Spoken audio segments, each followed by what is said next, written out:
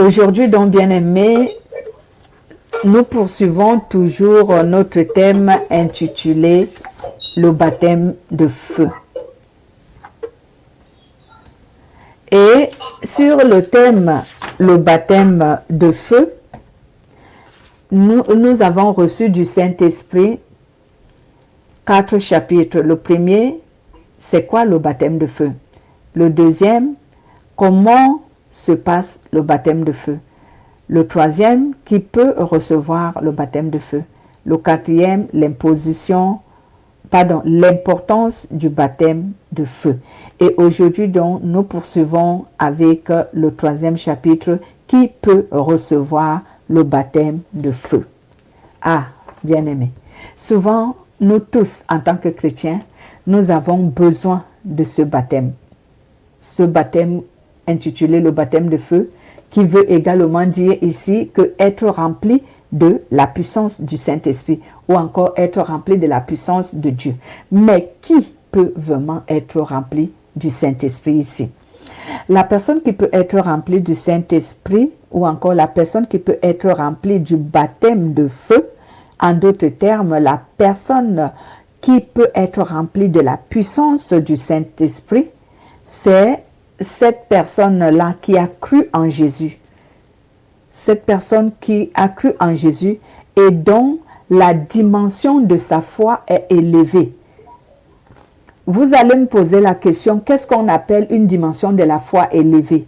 La dimension de la foi élevée consiste en deux éléments. Il faut d'abord que ta foi soit sincère. Il faut que ta foi soit sincère. La foi, lorsque tu as une foi sincère, qui consiste à ce que tu puisses vivre de manière saine, de manière pieuse, de manière juste, alors cela harmonise ton esprit avec le Saint-Esprit, où je parlais de deux éléments, pour que nous reconnaissions qu'une foi d'un être humain est sincère, est vraie, que sa foi est vraie, que sa foi est vivante. Il faut que cette personne-là ait ici une relation vraiment profonde avec le Saint-Esprit. Il faut que cette personne soit sincère. Nous savons que dans notre croyance aujourd'hui, pour la plupart des chrétiens, il y a des hypocrites. Des hypocrites comment? Des hypocrites qui sont de telle sorte que leur foi en Dieu n'est confessée que des lèvres. Mais leurs actes, leur vie ne reflètent pas la volonté de Dieu. Et c'est ce qu'on appelle ici, je l'ai toujours dit, une foi morte, une foi éphémère. Donc quelqu'un qui confesse des lèvres, moi je crois en Dieu, mais les actes qu'il pose n'attestent pas que cette personne-là croit vraiment en Dieu. Parce que sa vie est vraiment contraire à la volonté de Dieu. Sa vie est l'exemple de la vie des païens, de la vie d'un incroyant, d'un incirconcis, de la vie d'un pécheur. Parce que le pécheur ici, ce n'est pas le croyant. Le pécheur ici, ce n'est pas le chrétien qui craint Dieu. Le pécheur, c'est l'homme inconverti. C'est celui qu'on appelle le païen. Et certains croyants, certains chrétiens aujourd'hui mènent une vie comme des païens. On ne dirait pas que cette personne croit en Jésus-Christ. C'est comme si elle vraiment n'a jamais connu Jésus. Sa vie ne reflète aucune gloire pour Dieu. Et c'est cette personne-là qu'on peut donc dire ici qu'elle est païenne. Je vais donc réitérer ceci en disant que la personne qui peut recevoir le baptême du feu, c'est cette personne qui a cru en Jésus-Christ et dont sa foi est élevée. Sa foi a une autre dimension, elle a une dimension très élevée. En d'autres termes, sa foi est sincère, sa foi est profonde. C'est une personne qui a une relation de fidélité, de sincérité avec Dieu, d'honnêteté avec Dieu. Parce qu'aujourd'hui, comme je disais, beaucoup ne croient vraiment pas en Dieu. Mais ils le confessent des lèvres qui croient en Dieu. Dieu lui-même dit dans le livre de Matthieu, chapitre 15, il dit, ce peuple m'honore des lèvres, mais leurs cœurs se sont éloignés de moi. Et il y a beaucoup de chrétiens comme ça, qui confessent qu'ils croient en Dieu, alors qu'en fait, ils ne croient pas en Dieu parce que leur vie n'est pas conforme à la volonté de Dieu. Je vais vous prendre l'exemple des personnes qui se croyaient qu'ils étaient croyants. Ils pensaient qu'ils croyaient en Dieu. Ils pensaient qu'ils avaient été sauvés. Ils pensaient même qu'ils appartenaient à Dieu. Mais ces personnes-là, puisqu'ils avaient une foi qui n'était pas sincère, qui n'était pas profonde, il s'est avéré que ces personnes-là n'avaient pas cru en Dieu, mais eux, pensant qu'ils croyaient en Dieu. Lisons Actes chapitre 19, versets 1 à 17. Actes, je vais essayer de faire la lecture à cause de l'enregistrement. Suivez la lecture, vous êtes à la page? Est-ce que vous êtes à la page? Je dis Actes chapitre 19 au verset 1 à 7. Je vais faire la lecture.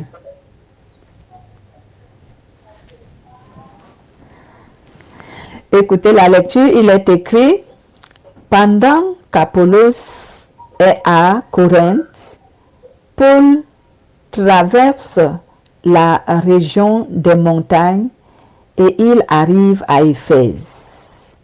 Là, il trouve quelques disciples et leur demande, quand vous êtes devenus croyants, est-ce que vous avez reçu le Saint-Esprit? Ils répondirent, il répondit non, mais nous n'avons même pas entendu dire qu'il y avait un Saint-Esprit. Paul leur demande, quel baptême avez-vous reçu? Il répond, le baptême de Jean. Paul leur dit, Jean a baptisé ceux qui voulaient changer leur vie. Et il disait au peuple, croyez en celui qui va venir après moi, c'est-à-dire en Jésus-Christ. Quand les croyants d'Éphèse entendirent cela, ils se firent baptiser au nom du Seigneur Jésus.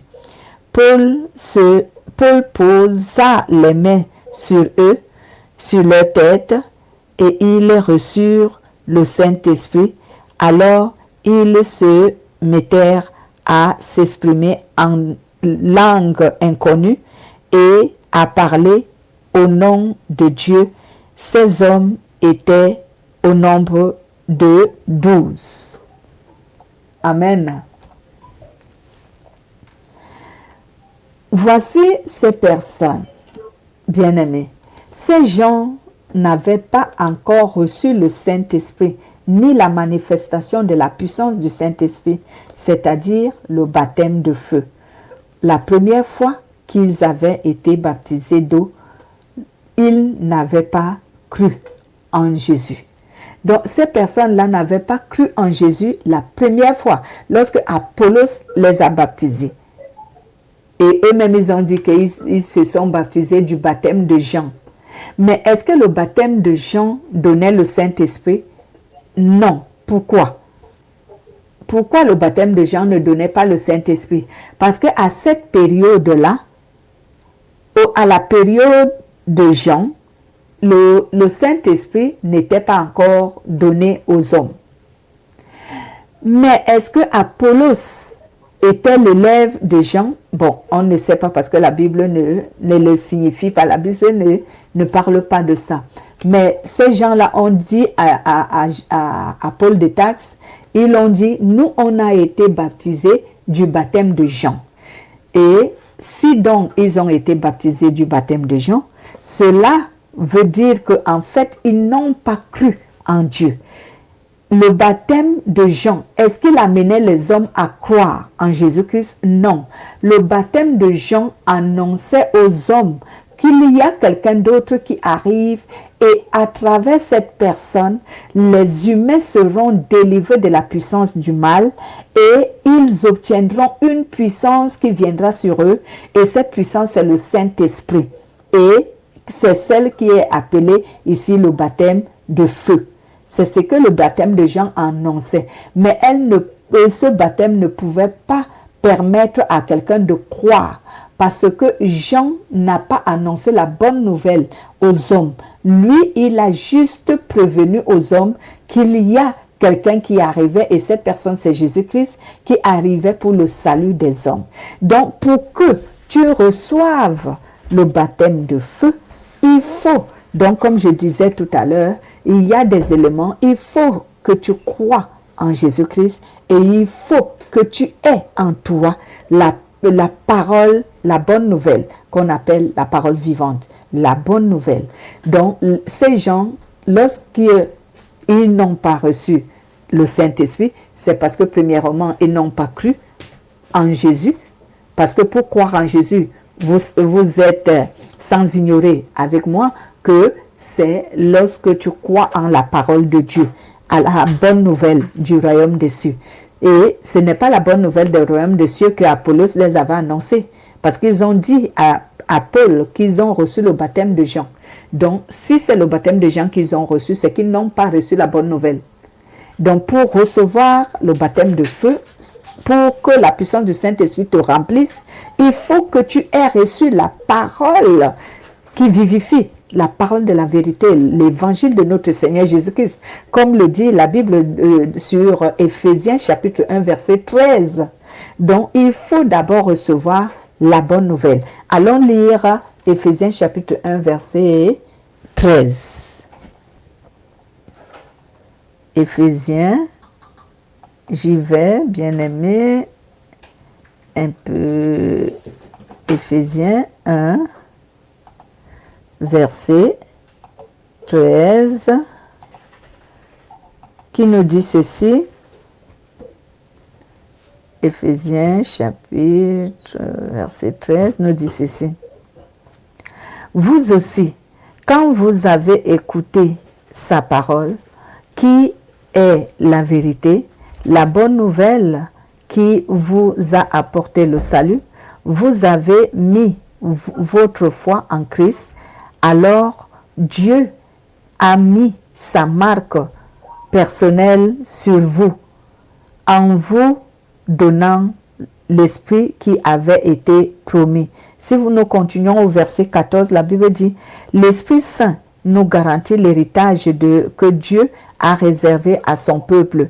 Il nous assure que nous le posséderons quand notre délivrance sera complète. Louons donc la grandeur de Dieu. Donc, pour que l'être humain puisse recevoir le baptême de feu, ce n'est pas seulement lorsque tu as été baptisé, mais il faut que tu aies, lorsque tu as été baptisé d'eau, je veux dire, il faut à tout prix que tu aies reçu la parole de vie, la bonne nouvelle de l'évangile de notre Seigneur Jésus-Christ. Et c'est au moyen de cette parole de vérité que le Saint-Esprit va manifester en toi sa puissance pour te remplir.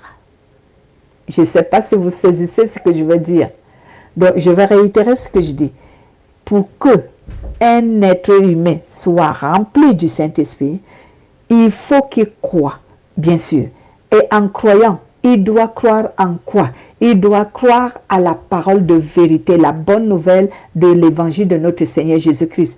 Lorsque cette bonne nouvelle entre en lui, alors le Saint-Esprit va couvrir cette personne et le remplir de la puissance de Dieu.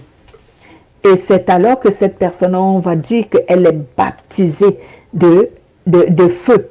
Elle a reçu le baptême de feu. Donc ici, Lorsqu'on regarde les chrétiens d'Éphèse dans Actes chapitre 19, verset 1 à 7, on se rend compte que ces gens-là n'ont pas reçu la bonne nouvelle de l'évangile de notre Seigneur Jésus-Christ. Alors, ils ne pouvaient pas croire en Jésus n'ayant pas reçu la bonne nouvelle.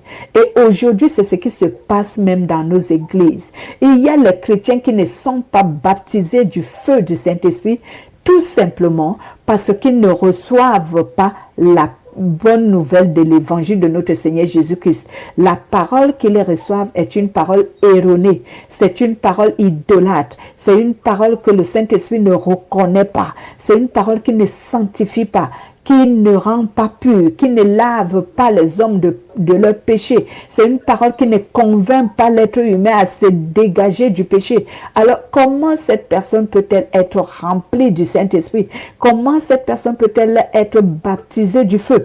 Parce qu'aujourd'hui, même les pasteurs qui transmettent cette fausse parole font croire aux chrétiens qu'ils sont baptisés du Saint-Esprit, alors que c'est faux. Quelquefois, ce ne sont que les arts magiques qu'ils pratiquent parce qu'ils sont allés commander la magie, ils font tomber les gens, on croit qu'ils sont remplis du Saint-Esprit, alors que ce n'est pas la vérité. Ce n'est pas la vérité. Et aujourd'hui, on voit ces pasteurs, ils bousculent les gens, ils tombent. Le Saint-Esprit n'avait jamais bousculé quelqu'un pour qu'il tombe.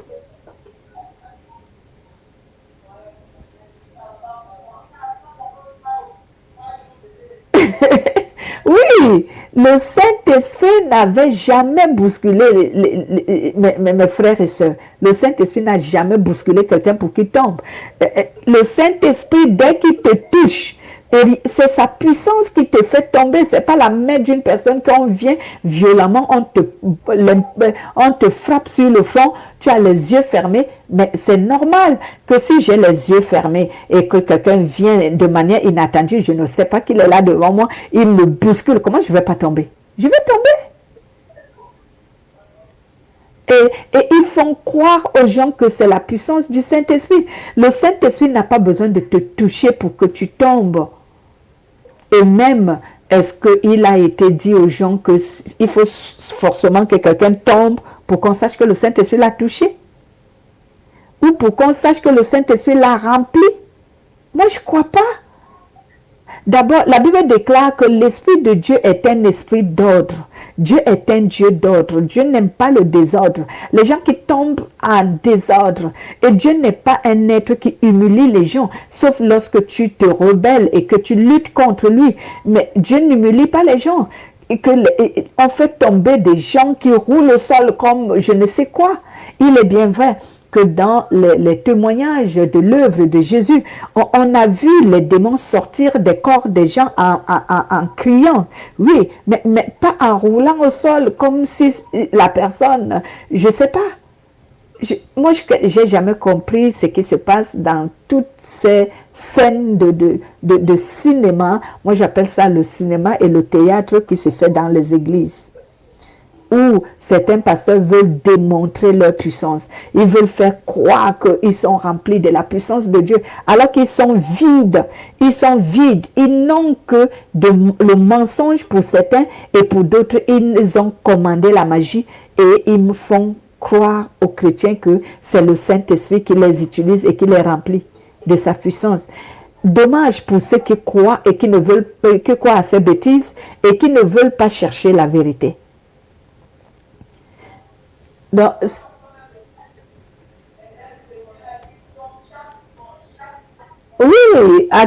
oui, c'est chaque dimanche que ces personnes-là tombent. Chaque dimanche, elles doivent tomber. Et effectivement, pourquoi chaque dimanche un être humain doit se mettre au sol? Tu es venu adorer Dieu, tu n'es pas venu rouler au sol. Et comme on dit, c'est les mêmes personnes qui tombent. C'est les mêmes personnes qui tombent. Aujourd'hui, elles tombent. Demain, elles tombent. Mais finalement, même si c'est un démon dont tous les jours ce démon te fait tomber, il ne part jamais. Il devrait partir si c'est vraiment la puissance du Saint-Esprit qui remplit celui qui te chasse le démon. Il devrait partir, ce démon. Ben, que Dieu fasse vraiment, que Dieu ait pitié de nous. Parce que ce qui se passe aujourd'hui, on comprend vraiment qu'on est déjà à la fin des temps. Et j'avertis à ceux qui veulent vraiment hériter la vie éternelle, ceux qui veulent vraiment hériter le royaume de Dieu, je les donne cet avertissement de la part du Saint-Esprit, rechercher la vérité comme parole. Et la vérité comme parole, elle est biblique, certes, mais dans la Bible, certains interprètent mal la parole de Dieu, de telle sorte que ce qu'ils disent n'est pas exactement la vérité. Alors, pour connaître la vérité, je l'ai toujours donné comme signe pour les chrétiens qui veulent entrer dans la vérité, qui veulent connaître la vérité. Pour connaître la vérité, bien-aimés, n'écoutez pas la parole mensongère et flatteuse que certaines personnes avancent pour conquérir vos âmes et que vous vous livrez à eux. Suivez la parole qui contredit votre caractère mauvais. Suivez et acceptez la parole qui condamne vos péchés, la parole qui vous incite à la repentance, la parole qui vous châtie lorsque vous commettez une erreur, la parole qui vous corrige lorsque vous commettez une erreur. C'est cette parole qui est la vérité. Car la Bible dit dans le livre d'Éphésiens, si je ne me trompe pas, Éphésiens chapitre 4, la Bible dit que Dieu condamne et il permet à ceux qui prêchent sa parole de condamner le péché, de le dévoiler et de le condamner. Donc, si une parole, soi-disant, elle est vraie, si elle ne condamne pas ton attitude de vie pécheresse, si elle ne condamne pas ton caractère mauvais, si elle ne fait pas allusion à ta vie impure, alors ce n'est pas la vérité. Parce que Jésus a prêché sur la moralité. Donc, la parole de vérité, elle change la moralité humaine. Elle condamne la moralité impure que nous avons acquérie depuis Adamique, donc depuis notre ancêtre Adam. Donc, nous devons donc rechercher la vérité, bien-aimés. Je parle à ceux qui veulent hériter la vie éternelle et non à ceux qui recherchent les biens du monde. La magie te donnera les biens du monde parce que ces pasteurs-là, pour la plupart, ils sont des magiciens. Ils vous donneront ce que vous voulez, mais vous n'allez pas hériter la vie éternelle parce que la vie éternelle, elle vient elle se donne et elle s'obtient sur la base de la vérité qu'on appelle la bonne nouvelle du royaume des cieux. Voici donc ce que le Saint-Esprit a voulu nous enseigner ce matin. Ce n'est pas long. Je vais juste réitérer qui peut recevoir le Saint-Esprit. C'est la personne qui a cru en Jésus-Christ et qui a une foi élevée, donc surdimensionnée. Et cela veut dire une foi sincère, une foi profonde. C'est une personne qui a une vraie communion avec le Saint-Esprit. C'est lui qui reçoit le baptême de feu. C'est lui dont le Saint-Esprit remplit de la puissance de Dieu. Cette personne-là qui aime Dieu plus que tout, c'est cette personne que le Saint-Esprit choisit et remplit de la puissance de Dieu pour que cette personne aussi puisse transmettre aux autres ce que le Saint-Esprit lui a enseigné, ce que le Saint-Esprit lui a donné et ce que Dieu lui a appelé à accomplir comme œuvre. Nous prenons l'exemple de Jérémie. Jérémie était un jeune garçon, mais Dieu l'avait rempli de sa puissance parce que Dieu voulait qu'il le serve en toute honnêteté et vérité. Et nous aujourd'hui, si tu es un chrétien hypocrite, ne t'attends pas à ce que tu seras rempli de la puissance de Dieu. J'aimerais dire ici que lorsque nous avons une foi douteuse, parce que le Saint-Esprit connaît les chrétiens qui ont la foi douteuse, le Saint-Esprit connaît les chrétiens qui sont hypocrites, le Saint-Esprit connaît les chrétiens qui ne viennent que vers lui pour bénéficier des bienfaits de sa puissance et de sa bonté. Il les connaît. Moi, je ne les connais pas parce que je suis un humain, mais le Saint-Esprit les connaît. Ces personnes ne peuvent pas être remplies de la puissance de Dieu. Ils ne seront jamais baptisés du Saint-Esprit parce qu'ils n'ont aucune communion véritable avec le Saint-Esprit. Donc, voici donc ce que le Saint-Esprit nous enseigne aujourd'hui. Toi qui veux être baptisé par le Saint-Esprit, ce n'est pas la prière que tu fais qui te fera être rempli de la puissance du Saint-Esprit, parce qu'il y a ceux qui apprennent à parler en langue, ils pensent qu'en apprenant à parler en langue, ils seront remplis du Saint-Esprit. Ce n'est pas la vérité, mes frères et sœurs, ce n'est pas la vérité. Tu peux apprendre à parler en langue, tu ne seras jamais rempli de la puissance du Saint-Esprit. Tu peux même jeûner et prier, tu ne seras jamais rempli de la puissance du Saint-Esprit. Mais lorsque tu cherches une véritable communion avec le Saint-Esprit, en ayant une foi sincère, une foi profonde, en ayant une bonne communion avec le Saint-Esprit, une communion d'honnêteté et de fidélité, alors tu verras que le Saint-Esprit te remplira de sa puissance, tu seras baptisé de feu et tu serviras Dieu avec puissance. Et le monde glorifiera Dieu de cette onction que le Saint-Esprit t'aura donnée. Et souvent, comme je l'ai expliqué sur le premier chapitre, dans d'autres termes, on appelle le baptême de feu être rempli de l'onction de Dieu. Voici donc ce que le Saint-Esprit nous a donné aujourd'hui. Si tu veux être rempli du Saint-Esprit, cherche une véritable communion avec le Saint-Esprit. En d'autres termes, il faut que ta foi soit sincère et véritable. Il ne faut pas que tu aies une foi douteuse dont le Saint-Esprit met en cause. Il faut donc que tu pratiques la sainteté, la justice et l'amour fraternel. Et ceci consiste à l'obéissance. Si tu pratiques la sainteté, l'amour et la justice de Dieu, tu verras en appliquant cette parole de Dieu, cette parole de vérité, cette bonne nouvelle dans ta vie, le Saint-Esprit te remplira de sa puissance et tu le serviras avec beaucoup de puissance sur la terre.